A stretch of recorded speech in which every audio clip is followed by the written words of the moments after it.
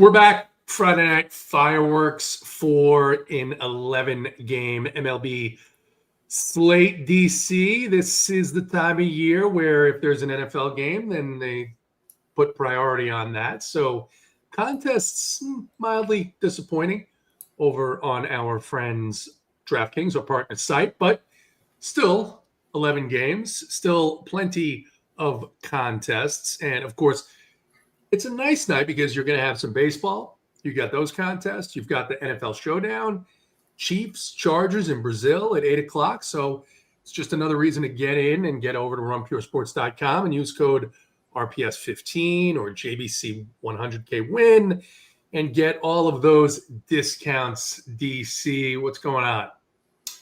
Not too much. Yeah, fun night of football yesterday outside of the lightning delay, which just completely killed that game. I guess I'll count my blessings because I did have the under on that game, which looked like it was like 99% dead at halftime. So I guess we'll take the W and we can get them. No complaints here.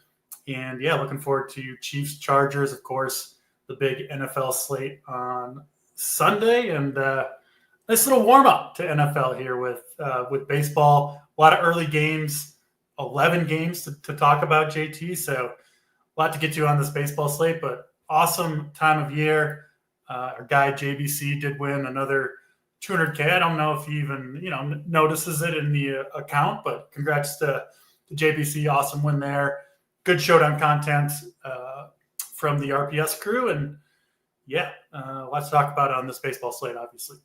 And they'll be at it again. So I mean, this works out perfectly for everyone, all of our subscribers, everybody watching, because you can take in this show as soon as we're done, which is going to be right around 6, maybe a little bit before.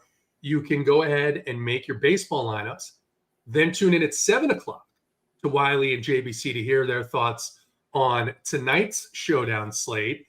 So, Steve, maybe that code will change. Maybe the code will change to JBC 200K win. I don't know. See what the marketing people do over the course of the next couple of weeks. But in the meantime, as we said, we got 11 games. We're going to break it down.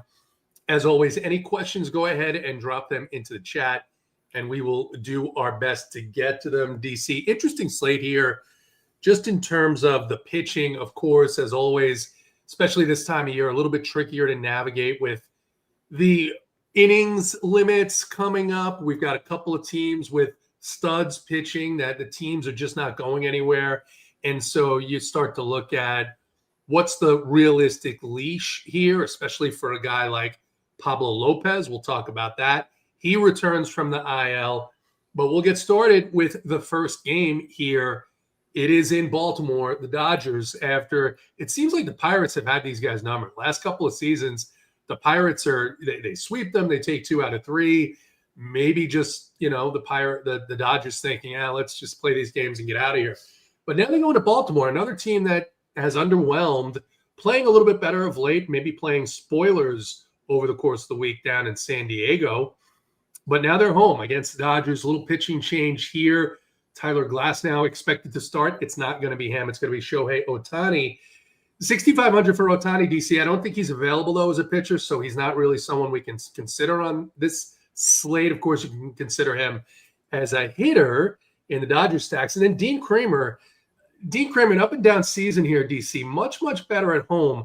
Now down to 6,500 after a couple of really, really bad performances. But probably too many lefties here in the Dodgers lineup to consider him seriously if you're just playing a handful of lineups. I don't love either side of this game. Maybe you see something that I don't. Yeah, so Sabre does have Glasnow listed as the starting pitcher here, but I think confirmed at this point, Glasnow out, Ohtani in, which I don't know how much relevance it has. A little bit surprising to me that they're, starting Ohtani at pitcher on a day they weren't planning to, right? It seems like they'd be very cautious with that, but regardless, it will be Ohtani. I think that takes most of the Orioles bats out of play. I'm not really going in that direction. Not playing Dean Kramer. And then, you mentioned it. The Dodgers lefties look like the place to go to. Obviously, Ohtani as a hitter, always an elite one-off. Nothing changes tonight. Really, really good night to hit in Baltimore, too, weather-wise, I'll say. Hot, humid, winds blowing out. Should be one of the more hitter-friendly nights that we've seen in Baltimore all year, and one of the best on this slate. So I do, want to get in guys like Ohtani and Freeman in particular. They are tough to get to, and I do kind of like spending for the most part at pitching today. So on lineups they fit, Ohtani. I mean, get him in there as a one-off. Freeman, Betts, especially the lefties. But those are the main guys I'm looking at.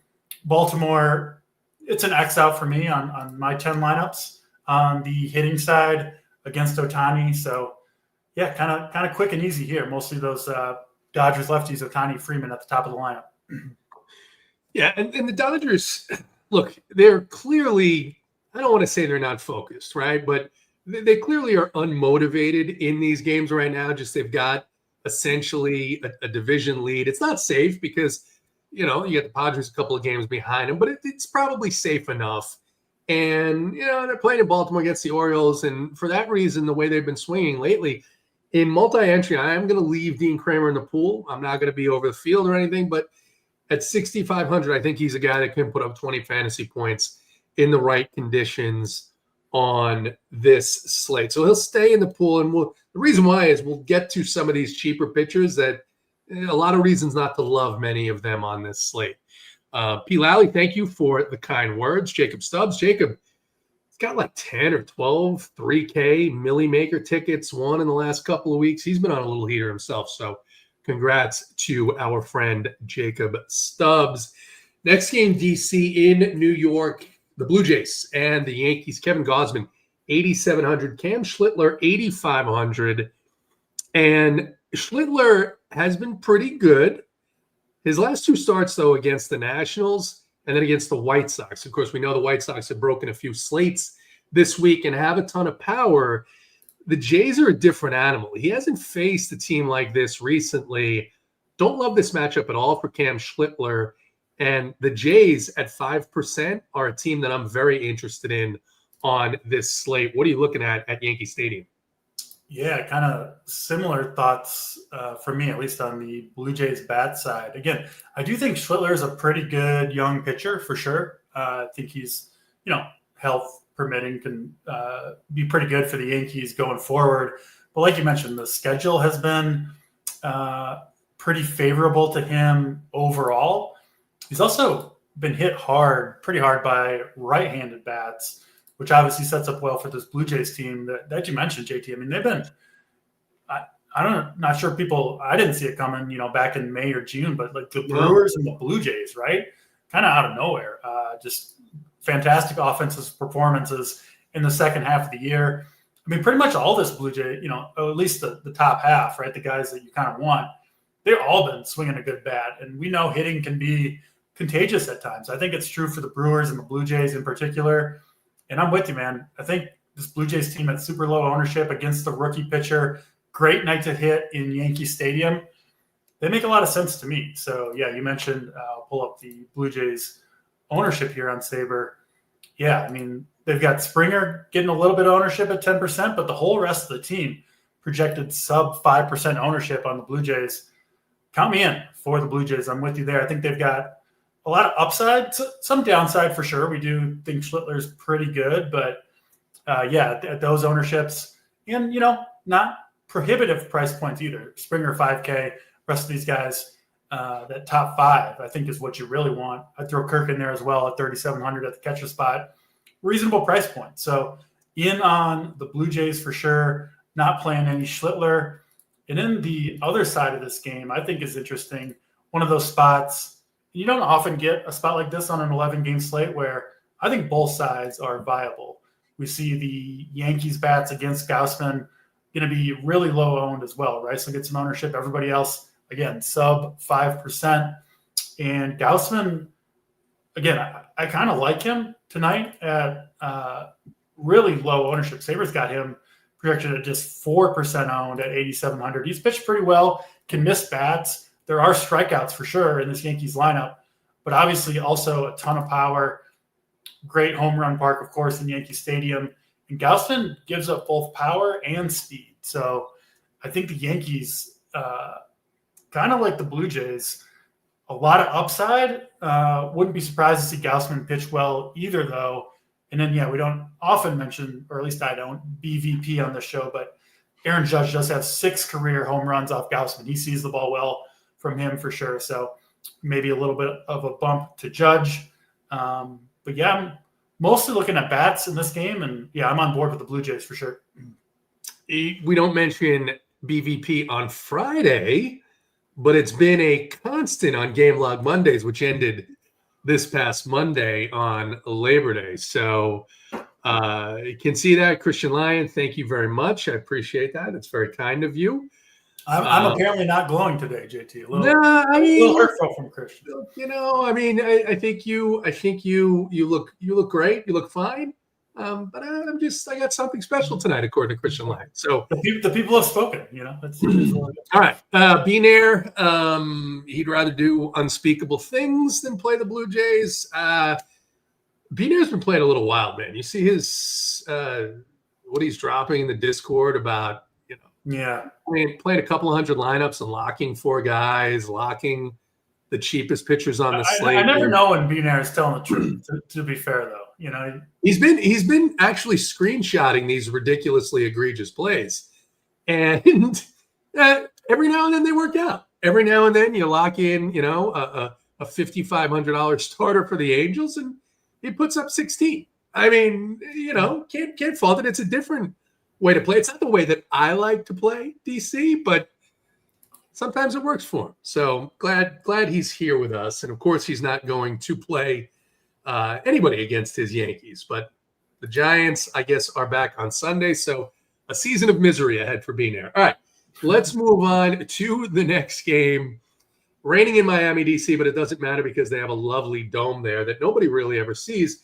It's the Phillies heading into Miami. Christopher Sanchez, 9,700. Valente Beloso is 5,200. Maybe that's the guy that Benair is going to be locking tonight across all of his lineups. I am not in on Beloso. I am in on Christopher Sanchez. Kind of ambivalent about the Phillies. They're not a team that when I looked at the slate, I said, okay, I have to have these guys because $6K for Turner, $6,300 for Kyle Schwarber, $5,600 for Bryce Harper. You're going to have to do some maneuvering to make those salaries work on a full stack. It's not my cup of tea. Maybe they'll sneak in on MME, but this game to me looks like maybe Christopher Sanchez and maybe not a lot else. I'm with you on Sanchez. I do think he is right up there with the best pitching plays on the slate. Has also been awesome all season long. Had that one rough game against the Mets, but the Mets have got to quite a few pitchers. Recently bounced back, looked like his normal self. 7 strong innings, 8 strikeouts, no walks against the Braves, and continues to grade out well in any metric you can look at for Sanchez. The strikeouts have been there, goes deep into games, doesn't get hit hard, and man, this Marlins lineup, I felt like they had like a month-long period where they were kind of swinging good bats. They had Stowers going, Augustine Ramirez going. But now, you look at the back half of this lineup, JT, it is brutal for the Marlins. Great place to pitch. It's baseball, anything can happen, but I'd be pretty surprised if Sanchez doesn't put up a good score here. And this is a type of matchup, where he can go the distance. He is a guy they let go deep into games if he's pitching. That's not certainly assured of all pitchers on this slate. And if Sanchez really comes in at 25% owned, to me, that's too low for what I expect him to deliver tonight. So in on Sanchez, likely to be in my core this evening. And then Philly side, I'm with you. I don't love this full stack. Schwarber, though, I do think is kind of an elite play. I guess I'd kind of put Schwarber and Harper in with Ohtani and Freeman, where I don't necessarily love the full Dodgers stack or the full Phillies stack, but if you got spot for a one-off, hard to go wrong with, especially Schwarber. I do like Harper as well. The lefties crush Beloso. And obviously both those guys have more than enough power when they get a hold of one to get it out of any park. So, if you're playing tons of lineups like you do, JT, maybe you mix these guys in. For me, though, mostly focusing on Schwarber, Harper from the Philly side. No Miami bats for me. And then, as much as much Christopher Sanchez as I can get in. I'm good with that. Excellent. Yeah, definitely good one-offs. Just, again, depending on how you're going to play this slate, I think there's some really good full stacking spots on this slate. I don't know that the Phillies game here is one of those, right? And that's just at least the way that I felt when I looked at the slate. But of course, Bryce Harper has started to hit. Has actually been pretty hot of late. So definitely can go there. Gavin is here. Gavin, thank you for the compliment. I appreciate it. Just so you know, last minute, Boynton wanted to go and take in the afternoon game, the afternoon slugfest in Chicago. So more than happy to cover for him on this. What a life for Boynton. You know, he sees the winds blowing out and he just heads on to Wrigley Field, throws the responsibilities on you. He's living the good life, that Boynton. He did the playbook before he left for the game, though. So it wasn't like he said, hey, can you take the playbook on an 11-game slate as well as the show? Because I think my answer would have been a little different then, right? Because he did ask, an hour before game time? Yeah. So we're good with it. We're good with it. Happy to do that for our guys. Steve, again, any questions, to drop them in the chat here. Next game, DC. It is in Atlanta. The Seattle Mariners head in to Atlanta after a disappointing series in Tampa Bay. They're going to send Logan Gilbert out to the mound. He's 9,500, taking on Chris Sale. Sale up to 10-5 now. He had a really good start. His first game off of the IL. That was against the Phillies. But he gets $1,000 about price rise. He only threw about 80 pitches, 78, 80 pitches in that first game. And he was dominant. I mean, he scored 27 fantasy points. He could repeat that here against a free-swinging Mariners team. But you're paying 10-5, and I'm not sure if this is and all season long, he's kind of not had the 110-pitch leash. It's more been a 95 to 105. I think we have enough options where if he's going to be popular, and he's projected to be fairly popular, I don't know if I want to be with the field. I think I want to be a little bit under. And then Logan Gilbert, we love these Seattle Mariners at home. You take him out of the big, spacious T-Mobile Stadium in Seattle, and just talking something very specific, his fantasy average on the road is 13 fantasy points. That's not enough for 9,500. He can always have a good game against these Braves, especially if his slider is working. But Braves, too, have been a team that has been a little bit better lately than they were earlier in the season. What do you see here in Atlanta? Yeah, similar thoughts on Gilbert. I am out on him tonight at 9,500. I just like Sanchez so much more. I just can't click on Gilbert over Sanchez at essentially the same price. I don't know if I'll get to Braves contrarian bats. I mean, like you said, they've been swinging a good bat. Gilbert's been pretty average, right? When you get him out of Atlanta, I still think he's, better than that even on the road, but I don't think you necessarily have to completely cross off the Braves here. Gilbert does give up a fair bit of power. He's kind of like the rest of the power on the road. That's the distinguishing factor is the home runs go way up per 9 on the road. Yeah, 100%. And so, yeah, maybe one-offs for the Braves. I mean, Profar has just been incredible. We've seen Harris obviously come alive in the second half. Baldwin, I think, is a good option at catcher at 3,800. Olsen down to 4,600. They all look like pretty good plays to me. And, anytime you can single out 4 or 5 individual plays in a lineup that look good, the stack has to become somewhat viable. So I don't know if I'll get to the Braves, but I don't think it's the craziest thing. And I certainly don't mind home run hunting with some of those lefty power bats against Gilbert. Again, I'm out on Gilbert completely today. I wouldn't say disagree with you on Sale because I do have the same pitch count concerns. But, man, he was just back to his normal self, which he was absolutely dominant the 5, 6, 7 starts before he broke his rib. Remember, it was like was it a bunt that he dove for and landed because he weighs 110 pounds, his rib shattered. It's hard to sustain that blunt injury. Not a lot of padding there for Mr. Sale. And yeah, I mean, they could have a quick hook with him, but I will say he did make it through 6 innings, right? And it only took him 78 pitches to do so. But anytime I see a starter, get through the 6th with the low pitch count and then they pull him, I kind of wonder, if maybe his leash would have been a little bit longer to even get through the sixth if he needed it, right? So who knows? I mean, he could be at 80 pitches. Obviously, the Braves, nothing to play for. I do think, though, Sale, like the longtime veteran, obviously a borderline Hall of Fame type of pitcher. I do wonder, JT, if he has some say in how long he goes, right? If he says I'm ready to go, maybe he kind of gets to make that call to some extent. So a little bit of a dangerous matchup here for sure for Sale anyway. I mean, the Mariners do have a lot of power, especially on the road. There is a ton of strikeouts in this lineup as well.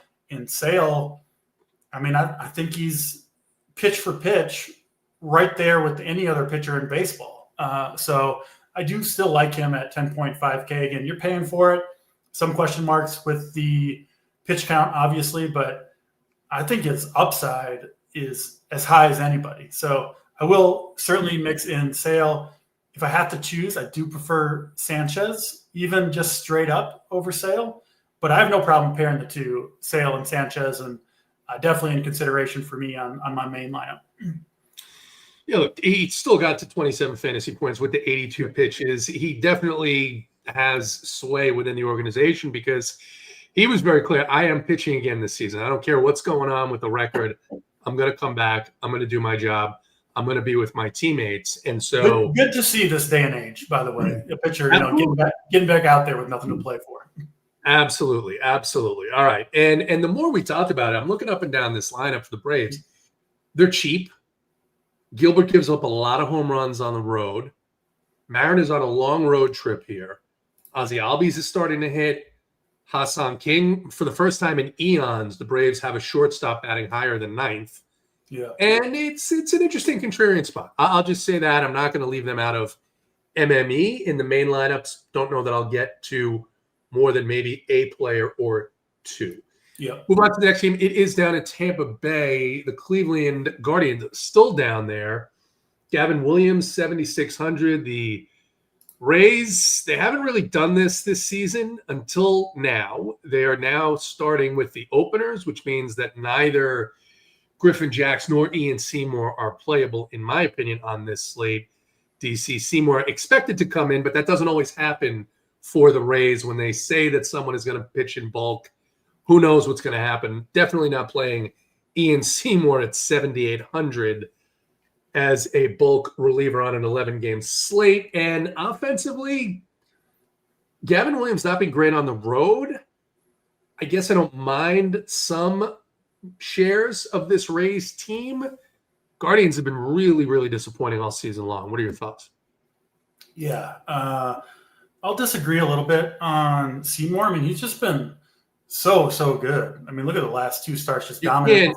You can't really want to play him at 8K, 7,800 as a bulk reliever.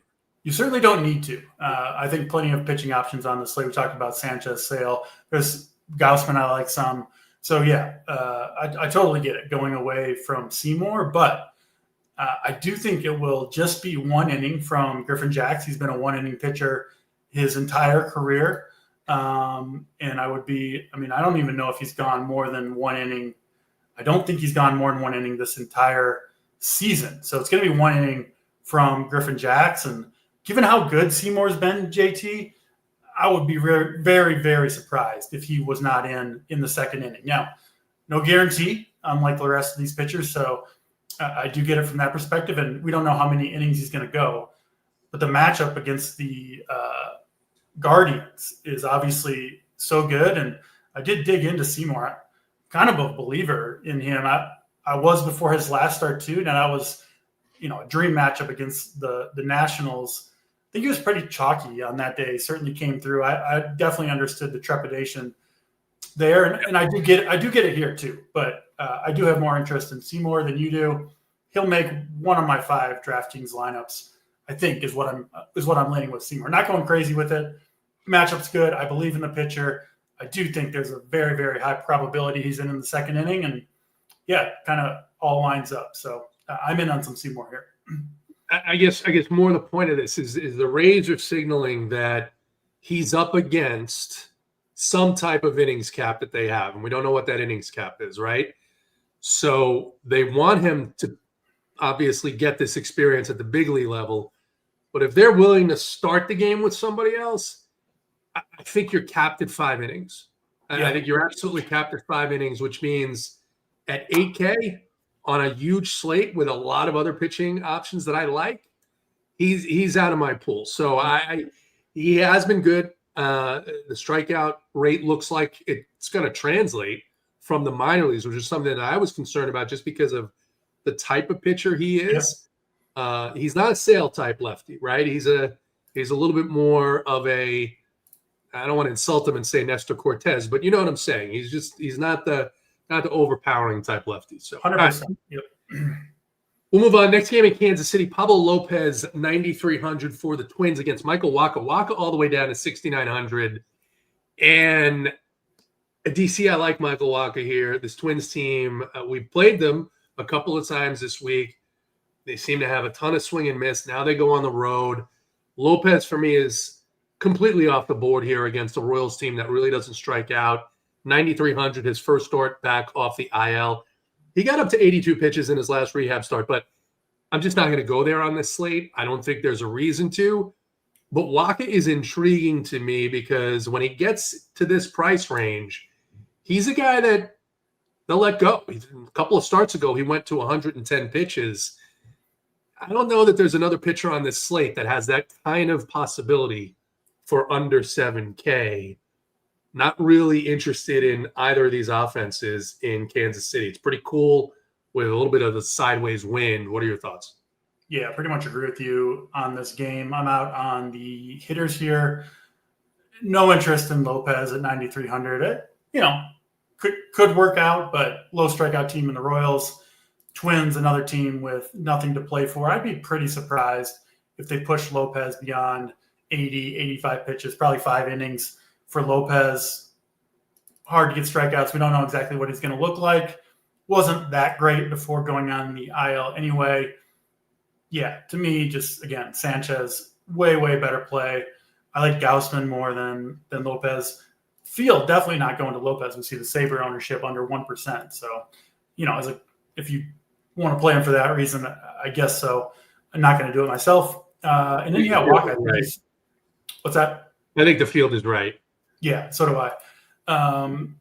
Wacha, I have no problem with him at that ownership, low price point for 6,900. Good matchup against the Twins, pitching at home, which you do like for these Royal starters. They seem to perform generally better when they're at home. And Wacha, he seems pretty safe for 15 fantasy points, which at his price point is pretty good. Most of the cheaper pitchers I'm not super comfortable with. There is a guy, Soriano, I like a little bit better than Wacha, but I get it with Michael Wacha. No issue with the play.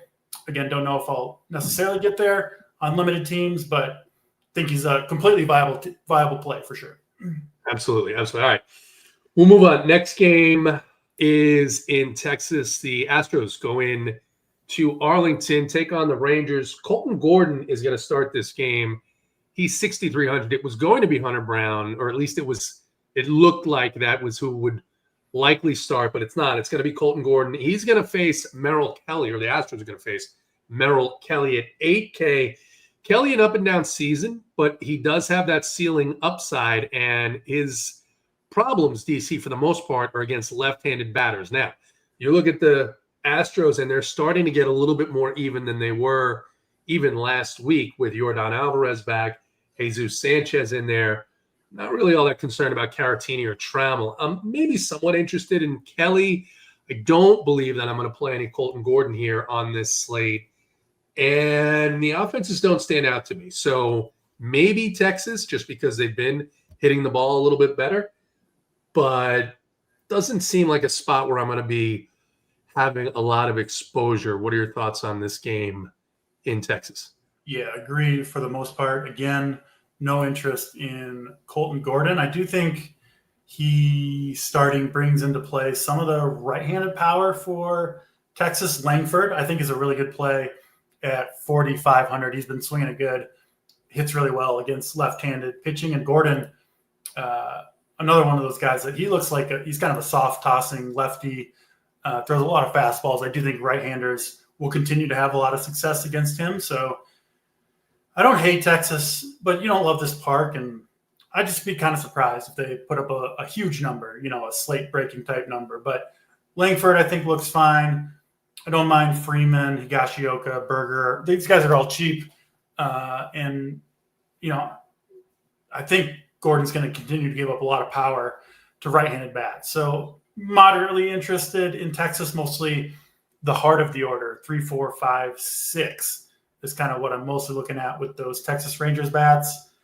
Kelly, again, I kind of throw him in the Waka pool. He's a little bit more expensive. Expect a solid outing, not a slate-breaking performance, but he's been pretty good recently. Good place to pitch here in Texas, and most of the bats swing from the right side from the Astros, and their left-handed bats outside of Jordan and Jesus Sanchez aren't guys you fear really at all. So, yeah, Kelly, another one of those mid-range options I think you can use. I'm not going to get to him, but yeah, I do think he'll pitch pretty well, and I'm mostly out on these Astros. Alvarez, 4,400. He's got to be in play, but not full stack in the Astros at all. The one thing I will point out, and I had some exposure to the Rangers in that Arizona series, and all of a sudden, DC, there is a ton of pinch hit risk in this lineup. Cody Freeman is a risk. Jake Berger is a risk. Dylan Moore and Josh Smith are pinch hit risks. Michael Hellman is probably a pinch hit risk. I'm just not going there on an 11-game slate. I'm going to leave a couple of these guys in, like Langford, Higashioka, and Josh Young. Yep. Ezekiel Duran, also a pinch hit risk. So 6 guys, I think, once Colton Gordon leaves, could be out of this game. I don't think they'll pinch hit them all, but I think you could lose 3 of them. I'm not sure which 3. Not a spot I love. I'll leave those 3 guys for Texas in the pool. And if I have a couple of minis of those guys, but I am not taking a chance on the 11-game slate that these guys are going to get 1 or 2 at-bats. So that's my approach for Texas. Christian Lyon says he built the winner, and he advises everyone that they still have time to withdraw their entries, DC. There's one problem with this logic. There's one major problem with this logic, Christian Lyon. If everyone else withdraws their entries, then the contest will be canceled. So you don't want to poke the bear and suggest that maybe they shouldn't do this tonight. You want to encourage them. You say, I'm not real sure how I feel about this slate. I've entered a bunch. I think everyone should enter a bunch too. We'll see what happens. Anyway, all in good fun. All right, let's move on to the next game. It's in St. Louis, and it's the Giants coming out of Coors Field. And for a team that put up a bunch of runs in Coors Field, it was still kind of a disappointing performance from the Giants. At least it felt like. Again, we see with them also some pinch hit risk in this lineup. Carson Seymour, 6K for the Giants. He's a guy who's going 3-4 innings, it looks like, most of the time. So he's off the board for me completely. Michael McGreevy is 5,800. I just don't see a need to try and catch a good game from McGreevy. He's had a couple of decent games, but I just don't think on this Cardinals team we're looking at a guy who's going to go very far, even if he's pitching well. So not really all that interested in either of these pitchers. And then the offenses, we've been picking on the Cardinals, DC, and it worked out pretty well. The Athletics pitchers had some good success against them. But again, I just don't think Seymour is playable even at this price point, given the options we have.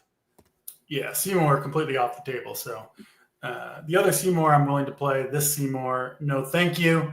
I don't think I'm playing any Cardinals either. I do think Seymour is very bad, but just hard to get excited about this Cardinals offense. So I think they're mostly off the table for me. Don't mind a Lars Nootbaar leadoff play, but hard to get, for me at least, to get excited about the Cardinals bats.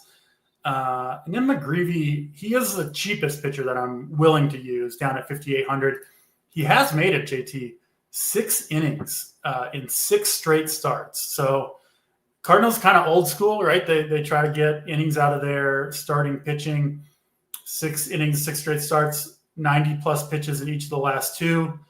I kind of think they're going to let him continue to try to get through 6 innings. At least that's what the evidence would show. I think he's just an okay arm. But he is pitching at home here, and Giants coming out of Coors Field. I do like, just in general, taking pitchers in that situation. So, yeah, you add it all up, the price point, pull up ownership here. I assume he's not going to get much ownership, McGreevy. 8 to 10%, something like that on McGreevy. That feels okay to me, 5,800. I do think there are a lot of good one-offs on this slate. I mean, I talked about Love and Judge, Schwarber. So I do think there are builds where you can include McGreevy to get in some of those big bats. So some interest in McGreevy, again, will be at most on one of my 5 teams, but I think he can do enough at 5,800 if the big bats go off to keep you in the mix on your tournament team. So, yeah, McGreevy is pretty much all I'm looking at in this game. Not going to the Giants bats in the spot. Okay, all right. I can understand. I can understand the point there for McGreevy. So we'll have to take a look at that. All right. P. Lally, no love for Tampa bats. I think you can play them. I'm not in love with them. I think they're okay plays. They had a wild game the other night, DC. They scored 9 runs, had something like 17 hits, and they were all singles. It was like 1 home run. So it wasn't a slate breaker. I mean, they had a couple of players. Camporeale was in the winner, but he's priced all the way up now. So I think Tampa's okay, not my favorite spot. All right, next game. Got to talk about this one, obviously. Another Coors Field slate. Padres going into Colorado. Nick Pivetta, 9,100. Kyle Freeland, 5K. Freeland, of course, ejected after just a handful of pitches on September 2nd, just a few nights ago. Padres going to be popular. They have not broken a lot of slates this year, DC, just because the power does not run up and down the lineup. But now they're in Colorado facing a pitcher who he'll give up runs. But when you look at what he's done this season, Kyle Freeland, he's not pitching well, but he's just also not the guy that gives up 9, 10, 11 runs, or at least he hasn't been. And then Nick Pivetta has struggled at times in Coors Field. 9,100, probably not going there, but maybe you think a little bit differently about this game. No, I think similarly to you, Freeland obviously not on the table for me at 5K. But yeah, the Padres bats, I mean, obviously, people here, if you're dead set on playing the Padres, I don't really want to talk people out of doing that. Of course, it's Coors Field, and they've got the highest team total by far on the slate for a reason. But no discounts here, right? On the Padres, I mean, 6,200 for Tatis, 5,900 for Machado, O'Hearn, and Sheets. Left versus Freeland, and they're not cheap either. Laureano down at 5,300. So no discounts, and this is probably a spot, JT, where I'm just gonna fade and pray. I like to say in Coors Field. It's because for one, there's 11 games, right? So that opens up the possibility for multiple teams to get there, even if the Padres have a big game. So I'm not going to play many, if any, Padres tonight. Again, people watching, if you're set on them, by all means, play the Padres. I don't think they're bad plays. There's several offenses that I like at much, much lower ownership. So not going to play them myself. And then Pivetta versus the Rockies, definitely off the Rockies bats. On a different slate, might have some interest in Pivetta, but again, I do have him below Sanchez, below Sale, below Gausman even. So I'm not going to get to Nick Pivetta. I do think he's a reasonable play at that 10 to 15% ownership. All right. Next game, just a couple games left, so go ahead and get the any questions in, any lingering questions in. Riles Golf Pro says, nice and cool here in Denver today, DC. Is it in fact nice and cool in Denver? And does that give you pause about playing in there. The one thing I will say, at least they got the price bumps to where you probably need a 12, 13 run game with at least 3 or 4 home runs. Padres haven't done that anywhere this season. So not saying it can't happen, but you feel more comfortable at those prices fading than you would if they were all in the 4K range. Yeah, I'll just tell myself that it's too cool for the Padres to go off because I'm not playing them anyway. All right. Fair enough. Next to last game on the slate, the Athletics heading into Anaheim, take on the Angels. Mason Barnett, who did not look very good in his first major league start, 5,500 against the Angels, who do strike out a ton. Mason Barnett just doesn't take advantage of the strikeouts. And then Jose Soriano, who's been absolutely just great. I mean, he's just been great almost all season long. The thing for Soriano is the power. When he goes bad, he gives up a lot of home runs. He's 7,100. It's a nice price. I can see both sides, DC. I can see a good game from him. He's averaged this season in a few starts against the A's, 19 fantasy points, 18.8 to be exact. But I could see a spot where maybe some of these A's fit into the lineup just because of the sheer power that this lineup possesses. Yeah, before that, 2 starts ago, before the Texas start, I talked a lot about just I didn't understand what Soriano did to get his price dumped all the way down to 5,700 in that one. So kind of almost felt like I had to play him. He was awesome there. You and Boynton, I know we're all in on him against Houston, delivered once again. And they did move his price up, to a more reasonable 7,100, but he's still underpriced, I think, for the talent level. Matchup here obviously could go either way. The A's are one of those teams, right, that can break slates. They've broken plenty of slates this season, but they do have strikeouts in the lineup as well. And I'm going to be back in on Soriano. It almost feels like you got the 2 great starts and then you get off it, right? Well, when other people get on, I get it from that perspective. But on paper, I do think he's a really good play here, pitching at home against the A's. Plenty of strikeout upside if you can avoid the home run ball. Again, a somewhat risky play, but the price does help. And I do think the upside for him at 7,100 is higher for him than anybody priced below him. So plenty of interest in Soriano. Will certainly have exposure there. This Mason Barnett going for the A's, he's getting hit hard in AAA.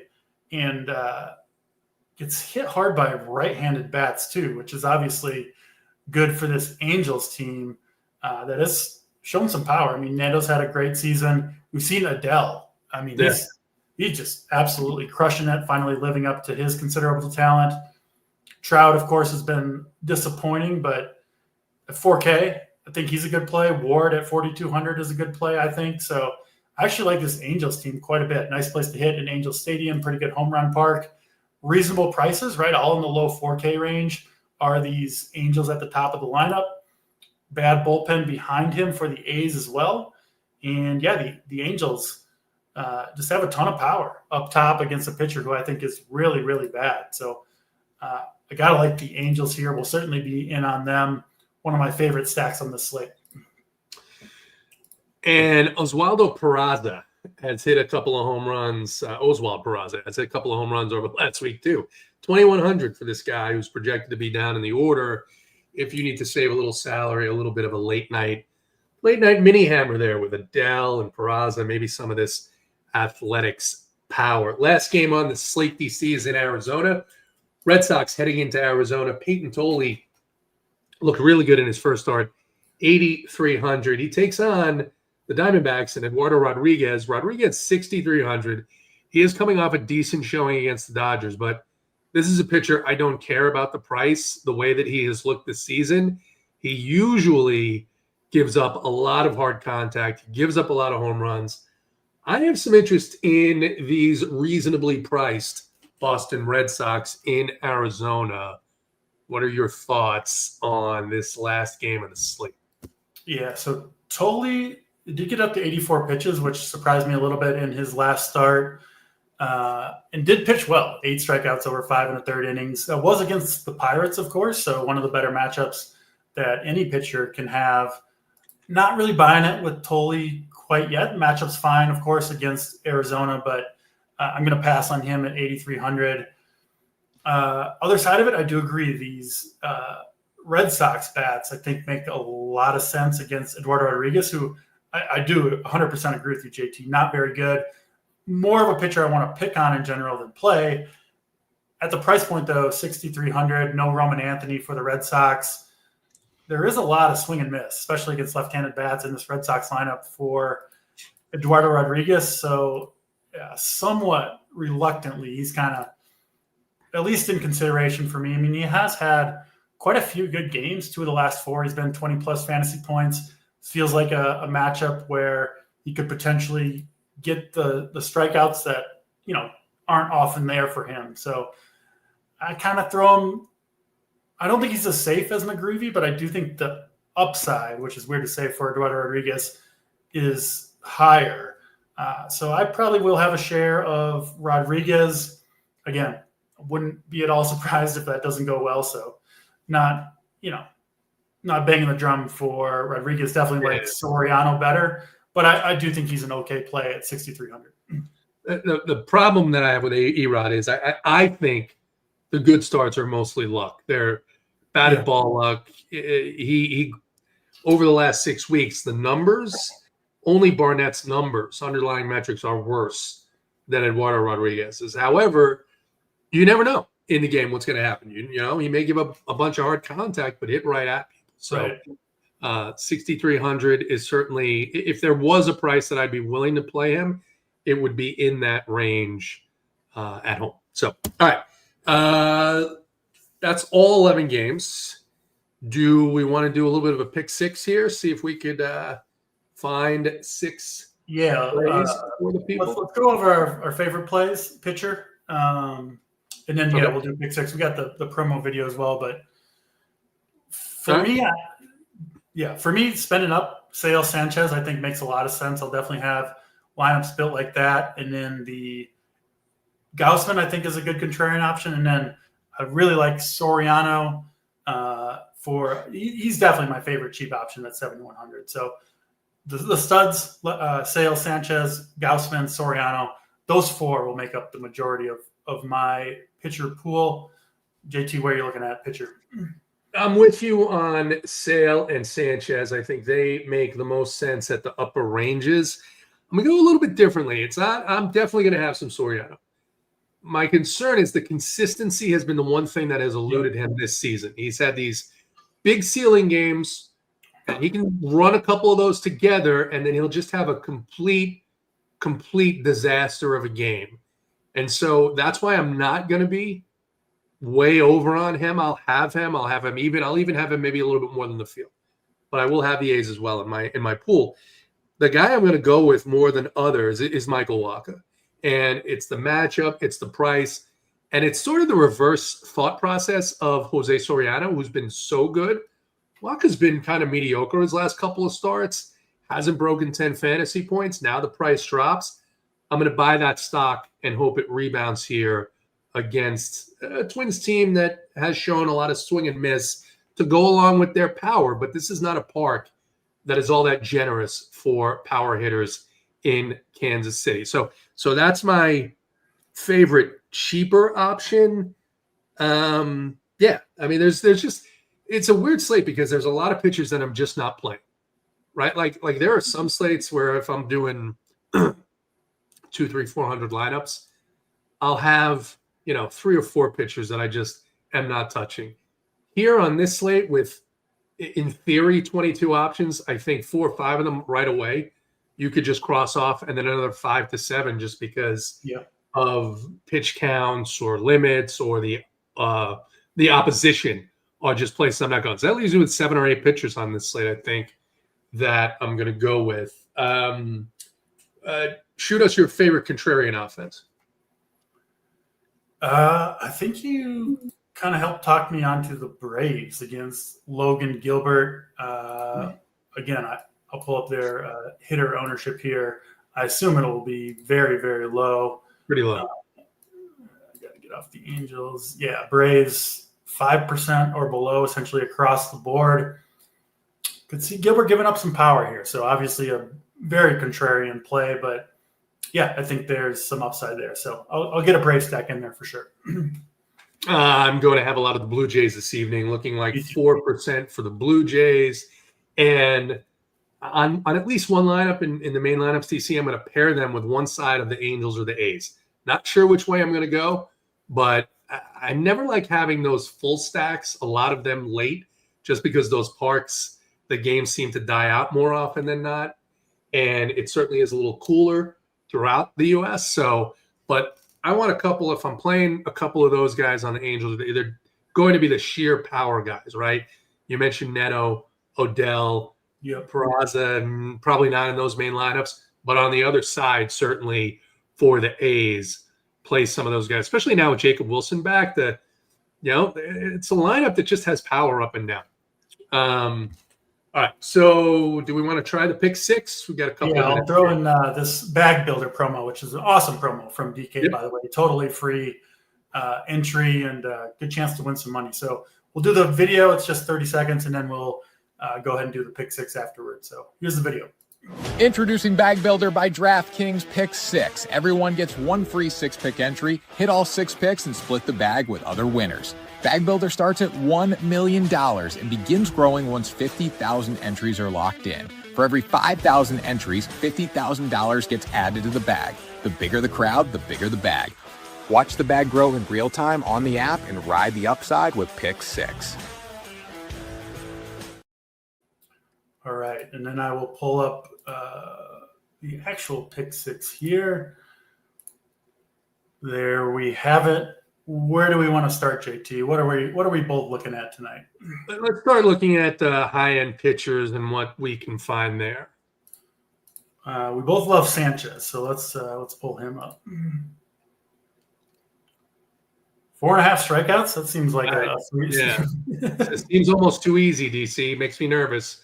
Well, almost too easy. We'll start with what looks like a free square for Sanchez. Another pitcher you want to look at? Let's see what we have for Waka, and let's then see what we have for Soriano. Let's compare those. So Waka, 4.5 strikeouts, over 17.5 outs. I kind of like for Waka. And then the other one would be betting against him on the earned runs or hits against. Any of those look good to you?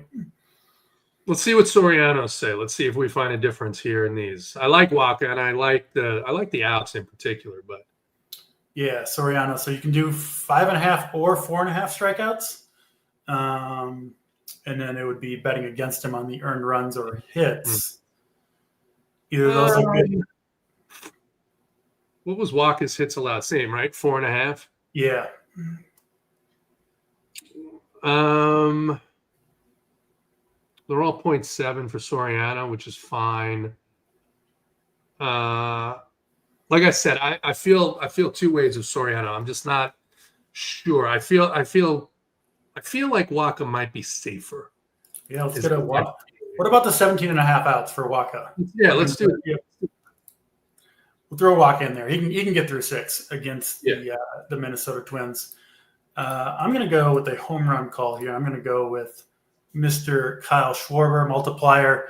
Not great, but absolutely love the matchup for him against Belozo and the Marlins bullpen. You got something next to him to look at, JT? Let's pull up Ozzy Albies. Let's see what. Little Braves contrarian action. Hits, runs, RBIs, 1.5 for Albies, hitting in the 3-hole. Let's do that. All right, we'll throw Albies in there. We need 2 more. What about Wyatt Langford? You like him some too, right? A little bit, yeah, a little bit. We'll check what he's got. Let's go hits, runs, RBIs on Langford too. I'll go ahead and make that call. And then we need 1 more, JT. Let's talk about what our favorite offenses are, right? What are our favorite offenses? So I like the Blue Jays. Let's get a Blue Jays player in there. Yeah. Pulling them up here. Any in particular you like? Hard to go against Springer right now. Let's see. Varsho is interesting. hits, runs, RBIs for Varsho. I like that too. Yeah. Let's do that. We'll throw Varsho in there. That makes us Varsho over 1.5 hits, runs, RBIs. Same for Langford. Same for Albies. Schwarber to go yard. Waka to get 17.5 outs or more. And then hopefully the free square of Sanchez. If that one doesn't work out, might not be the best DFS slate for me. It's going to be ugly. It's going to be ugly. All right. Yeah. That does it. Playbook is up. Core plays are going to be up here sometime in the next 30 to 40 minutes before the slate. JBC and Wiley are going to be coming to you at 7 o'clock to talk about the Chiefs and the Chargers. As always, get in the Discord with questions that you have before the slate locks, after the slate locks, about late swaps, and the code is RPS15 or JBC 100K win. Maybe a new code coming next week after last night's victory for DC. I'm JT. Good luck in your contest tonight.